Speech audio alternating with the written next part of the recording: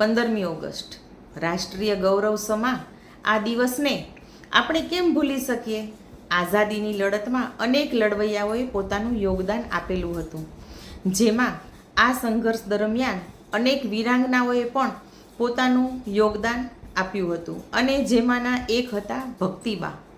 ભક્તિબાનો જન્મ તારીખ 16 ઓગસ્ટ ઈસવીસન 1899માં ગુજરાતના સુરેન્દ્રનગર જિલ્લાના લીંબડીમાં થયો હતો.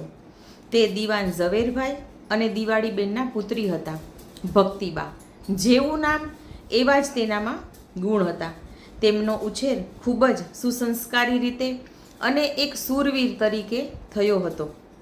ઈસવીસન 1913માં ઢસા, રાયસાકડી અને વસાના દરબાર અને સાથે 550 રજવાડાના પહેલા ગાંધીવાદી ગોપાળદાસ દેસાઈ સાથે તેમના લગ્ન થયા. આઝાદીના સંઘર્ષમાં દરબાર અને ભક્તિબા રાજરાણીના ઠાઠને ત્યજી અને રાષ્ટ્રીય સ્વયંસેવિકા બની ગયા.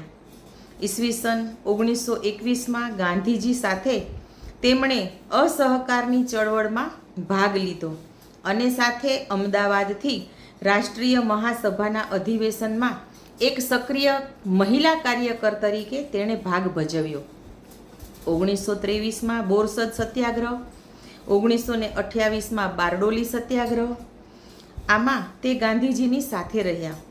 1930ની મીઠાની લડત કે પછી 1942ની હિંદ છોડો ચળવળ, આમાં પણ તે ગાંધીજીની સાથે હતા. આ દરમિયાન તેમણે 3.5 વર્ષનો જેલવાસ પણ ભોગવવો પડ્યો, જે તેણે સહજ રીતે સ્વીકારી લીધો.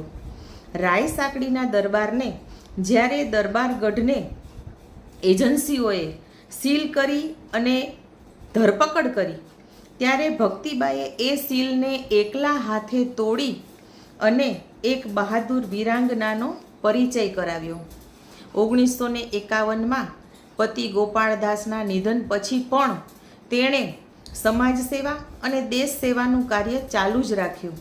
સામાજિક ક્ષેત્રે એણે નવસર્જનના અનેક કાર્યો કર્યા અને આ અદ્ભુત અને અભૂતપૂર્વ દેશભક્ત વીરાંગના ભક્તિબા તારીખ 14 માર્ચ અને 1994ના દિવસે દુઃખદ અવસાન પામ્યા અને ભક્તિબાની આ સેવાથી જ રાજકોટના રેલવે સ્ટેશનને ભક્તિનગર એવું બિરુદ મળ્યું. તો દેશની આવી વીરાંગના એ ભક્તિબાને મારા સત સત વંદન. કોમળ હે પર કમજોર નહીં તું, શક્તિ કા નામ હી નારી હે. ઘર, પરિવાર, ધન, સંપત્તિ આ બધું જ પોતાની મા ભારતી માટે નિસ્વાર્થ ભાવે ન્યોછાવર કરનાર દેશના વીરાંગના ભક્તિબાનું જીવન ચરિત્ર આપણા માટે એક પ્રેરણારૂપ છે. જય હિન્દ, જય ભારત. 15મી ઓગસ્ટની આપ સર્વને અને સર્જન પથના દરેક સભ્યોને ઉર્વી ભટ્ટ આદિપુરથી અભિનંદન પાઠવે છે. જય હિન્દ, જય ભારત. ભારત માતા કી જય.